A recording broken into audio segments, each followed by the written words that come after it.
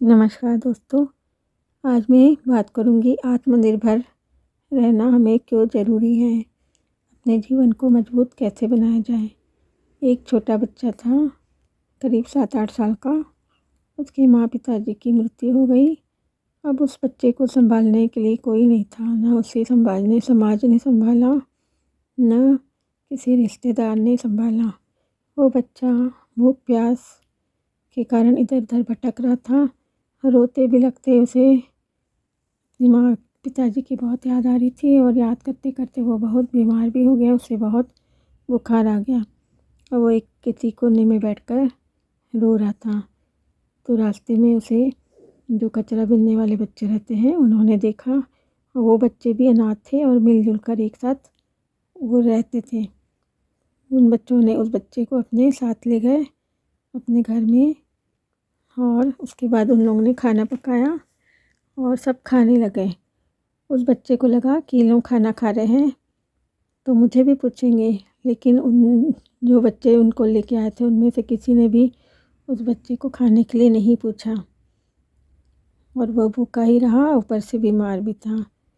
कुछ समय के पश्चात एक समझदार बच्चा जो थोड़ा बड़ा था वो उसके पास आया और उसने उससे पूछा कि तुमको भूख लग रही थी तो बीमार भी थे तो तुम हमारे साथ खाना खाने क्यों नहीं आए। तो उस बच्चे ने कहा कि आप लोगों ने मुझे बुलाया नहीं, मैं कैसे अपने मन से आता।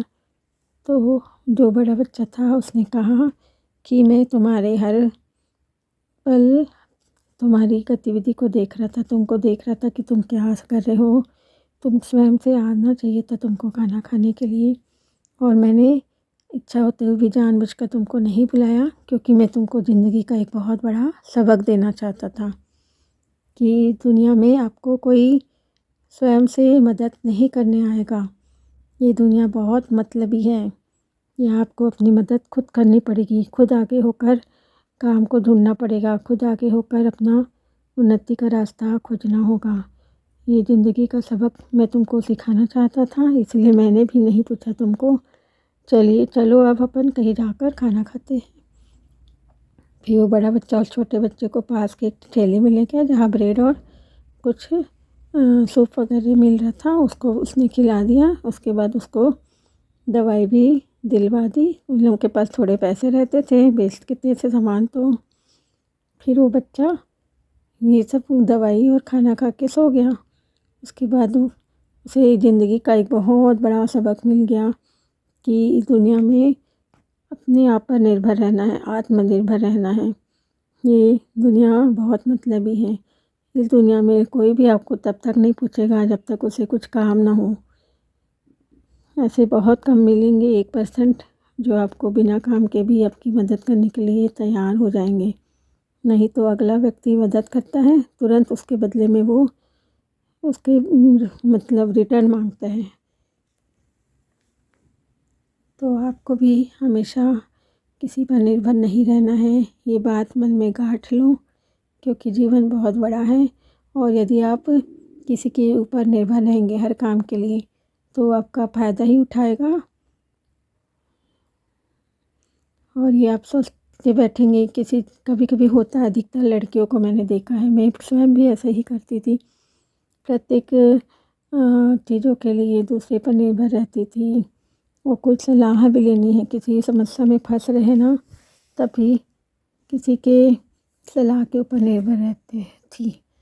तो इसके कारण मुझे ज़िंदगी में कई बार बहुत सारे नुकसान उठाने पड़े, यहाँ तक कि गवर्नमेंट जॉब भी छोड़ना पड़ा। यदि मैं उस समय सक्षम रहती स्वयं का निर्णय लेने में तो आज मैं बहुत ही ऊंची पोस्ट पर रहती। चलिए अब उस बात का गम नहीं, जो हो गया सो हो गया, लेकिन मैं एक अपना अनुभव बता रही हूँ। तो हमारे भारत में विशेषकर औरतें, लड़कियाँ और कुछ कमज़ोर पुरुष भी रहते हैं तो प्रत्येक निर्णय के लिए दूसरे पर निर्भर रहते हैं। तो आप अपने अंदर ऐसा गुण विकसित कीजिए कि सभी निर्णय को आप ले सकें। ये नहीं बोल रही कि मैं सामने वाले व्यक्ति का अपमान करें, उनको समझाते हुए कि नहीं मैं जो निर्णय ले रही हूँ वो सही है, आगे चलकर इसका फ़ायदा हमारे परिवार को ही होने वाला है। इस तरीके से अगले व्यक्ति को अपने विश्वास में लेते हुए अपना निर्णय स्वयं ले। और यदि वो नहीं मान रहा है, फिर आपको जो सही लगता है अपनी आत्मा की आवाज़ सुनकर उस निर्णय पर अमल करें।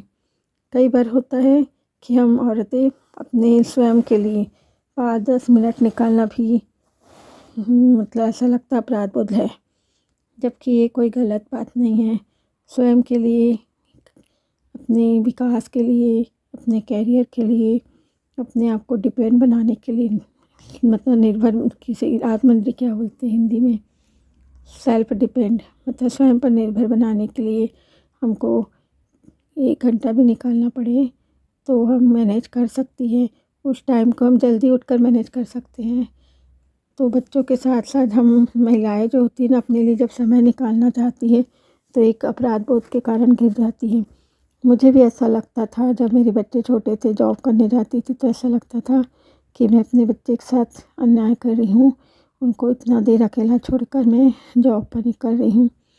लेकिन मैंने ये भी देखा है कि जो महिलाएं जॉब करती है या बाहर निकलती किसी भी कारण से मतलब कैरियर के लिए, तो उनके बच्चे भी समझदार हो जाते हैं। वो भी अपनी माँ की समस्या को समझते हैं, वो भी मदद करते हैं, तो मिलजुल कर घर का काम हो जाता है और बच्चे भी साथ में आत्मनिर्भर होते जाते हैं। उनमें बहुत जल्दी समझदारी आ जाती है। कई लोगों को ऐसा लगता है कि हम बच्चे को छोड़कर जा रहे हैं तो वो बिगड़ जाएंगे। ऐसा नहीं है। हमारे संस्कार बच्चे के ऊपर यदि सही पड़ रहे हैं तो बच्चे के बिगड़ने के जो चांस हैं बहुत ही कम रहते हैं। हम उन पर नज़र रखें, प्यार दें, तो वो हमसे दूर नहीं जाएंगे, ना गलत संगति में पड़ेंगे। हमारा भले ही हम दूर रहे, लेकिन हमारा पूरा ध्यान बच्चे पर रहना ज़रूरी होता है, क्योंकि ये हमारी जिम्मेदारी है। दुनिया में हमने ही उनको लाया है, तो उनको ऐसा बीच अधूरे रास्ते में हम छोड़कर नहीं जा सकते हैं। लेकिन साथ ही साथ हमको अपना आत्मविकास भी करना ज़रूरी है, क्योंकि आत्मनिर्भर रहने से हमें भी, स्वयं को भी संतुष्टि मिलती है और अगला व्यक्ति भी हमको सम्मान की दृष्टि से देखता है। यदि हम प्रत्येक काम के लिए किसी के ऊपर निर्भर रहते तो हमको बिल्कुल भी वैल्यू नहीं देता है। आप स्वयं अनुभव करके देख चुके होंगे। तो भले ही थोड़ा सा ना क्यों अपन मतलब क्या बोलते हैं, आर्थिक रूप से कुछ भी अर्न करें, कुछ भी पैसा कमाए, थोड़ा बहुत भी हम मतलब स्वयं के लिए 2 रोटी भी कमा सके, इतना भी यदि हम कर रहे हैं तब भी हम अपने आप को सम्मान की दृष्टि से देख सकते हैं।